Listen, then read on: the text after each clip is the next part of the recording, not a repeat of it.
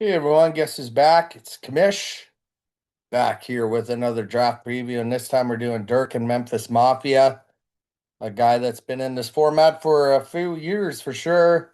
Unfortunately, he's been stuck in tier two, and I have a feeling he's going to be stuck in tier two for a little bit longer, which we'll get into. Dirk's entire family is pretty much here, and he's someone that I definitely respect a ton, and happy to have him in the league for sure. I'm just gonna share my screen here. Sorry if things are a bit bumpy here today. I'm just doing it in bed, not feeling the greatest. So just give me 1 minute here and I'll share my screen. All right, so we'll get right into it here. Dirk and Memphis Mafia. Excited to get your preview done here, and it's definitely going to be an interesting one. So let's see what we have for you today. Keepers, are you a Pats fan like the rest of the family? Is your wife a Pats fan? I don't know. I know your dad is. Sounds like your brother is. You got Drake May, so that tells me that you are a Pats fan. I could be wrong, but you very well could be. And then you're obviously an Ashton Janty fan because you traded Jamar Chase in Dynasty 1 for him, as well as obviously have him here. I think you were fortunate enough to have first overall last year, though, if I recall in the draft. So obviously you went Janty like obviously the rest of the population did, which made sense. You also have Travis Etienne with the New Orleans Saints. We'll have to see what he's gonna do there without his buddy T Law now under center. Obviously those two played in Clemson together. He always had the T Law protection. Now he's got a New Orleans team where that fan base worships Alvin Kamara. So he's stepping into some big shoes to fill. And if he doesn't fill them, trust me, that fan base will be chanting for Kamara. So interesting spot for him to land, and not the most ideal spot, in my opinion. Wide receivers, Drake London, he just got paid, right? And for a good reason. I watched this guy play live in Notre Dame when he played for USC, and him and Kyron Williams were clearly the best players on the field. Kyron, of course, for Notre Dame, and Drake, of course, for USC. I'm a big London fan. The guys had no good quarterback play. It's like playing for the Browns as a wide receiver, so it's been tough for him, but I do like him as a keeper here for you. And then you also got T. Higgins, who has Burrow throwing the ball. Hopefully, a healthy year for Burrow, and Higgins hopefully will benefit from that. And then at IDP, you got Cedric Gray out of Tennessee, who obviously I'm assuming if you have him as a keeper, you're expecting him to rack up some tackles for sure. Other keepers, you could have went Adonai Mitchell, even though I wouldn't compared to who you already have picked. At IDP, maybe a pass rusher like Brian Burns or Jared Verse. Abdul Carter entering his second year. He could have been a potential keeper. On the offensive side of the ball, maybe at one time you could have maybe thought about a Rondé Gadsden, but now that they've brought Njoku into the fold, I definitely feel you're keeping the five best players. I'm not. I mean, I'll mention them. I guess I have to. But Ricky Parasol is also on the list. I would never keep that guy. I think he's an injury bust, in my opinion. So you're obviously right not to obviously keep him. Your recap from last year. I think this is the best finish you ever had in tier two. Maybe you might want to comment and tell me if I'm wrong. I could very well be wrong. But you ended up in fifth. The problem is, obviously, if you ended up in fifth, you went one and done in the playoffs, which I believe you did. I'll just quickly try to look to see who you lost to there. By looking at league history here, it looks like you lost to, well, the eventual champion, Bishop Sycamore, is who you lost to. So I guess you could take solace in the fact that you lost to the eventual champion. I lost to him in the championship game as well. So do I think Bishop Sycamore was the best team to advance? No, I don't, to be honest. But he got lucky in the playoffs, and it just goes to show you anything can happen.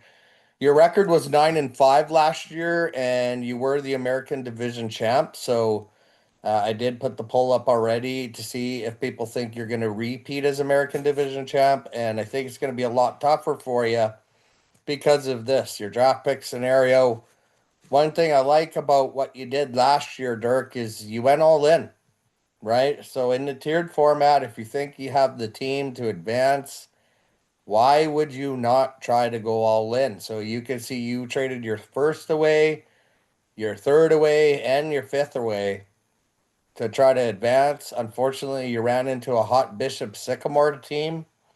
When I look at the score you had in the playoffs in round one, well, I mean, you were kind of the fifth best scoring team in round one in the playoffs. So the fifth place finish actually is pretty much where I think you belong, to be perfectly honest with you. But hopefully you can find a way to maybe have a prep year. I don't know. It's up to you, obviously.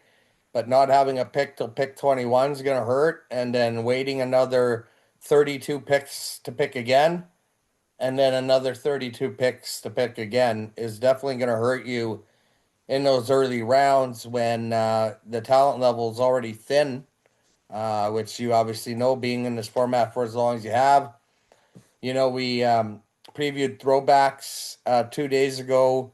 He was also missing some picks, but he had his picks back in the middle rounds. You don't have the double up of picks until round 20, 23, and 24. And at that stage, you're drafting big time flyers or even just depth IDP pieces at that point. So you're in for a rough go in terms of the draft. And you better hope that Janty puts up huge numbers for you, which brings me to what your likely first pick will be. And I got best available, right? Because you are keeping two wide receivers, two running backs, and a quarterback.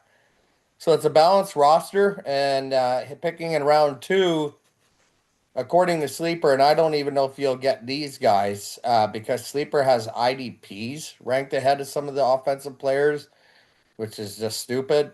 But right now, according to the average ADP for Sleeper, you'd be getting Tony Pollard, Rico Dowdle. Lo and behold, there's a Rondé Gadsden, potential keeper for you, and then Blake Corum. If those guys are still available at pick 21, I'd be surprised, especially since three of those guys are running backs. They're going to go early. Running backs are at a premium, as most people know in this league, and I just can't see running backs lasting that long, but I guess you never know. It could be very well be a Rondé Gadsden joining the Mafia again for a second year. Your outlook, potential storylines, well, I already touched on it, right? The draft picks, no round one, three, and five is going to be devastating to you this year, I feel. That American division has the tier three champion in it, National Treasures, as well as Biscuits and Rabies, who I believe has all his picks, and then Dan, say my name, who's become a bit of a veteran too. So he's getting better every year. I just think without that draft capital, it will sting, but it's not, the end of the world. I've seen teams win without those early picks, but you're going to have to hit on every pick early on. You got the balanced roster, like I mentioned already. American Division is not going to be as easy this year. I think the difference for success is going to be Janty and London are going to have career years for you. Put up 30 to 40 a game. If they do, that likely can be a successful road for you. The difference for failure is maybe you better start thinking about setting up for next year, right? The way I look at it is Janty and the Raiders suck still, right? I'm not saying Janty sucks, but the Raiders definitely do. Kirk Cousins is their quarterback. That guy, if you watch him throw a ball, especially a long one that's like 15 yards or more, that thing is floating through the air. That's going to be a problem. I think the Raiders are going to be behind a lot, which means Janty's not going to be getting the ball, right? Because usually teams will run more if they're ahead.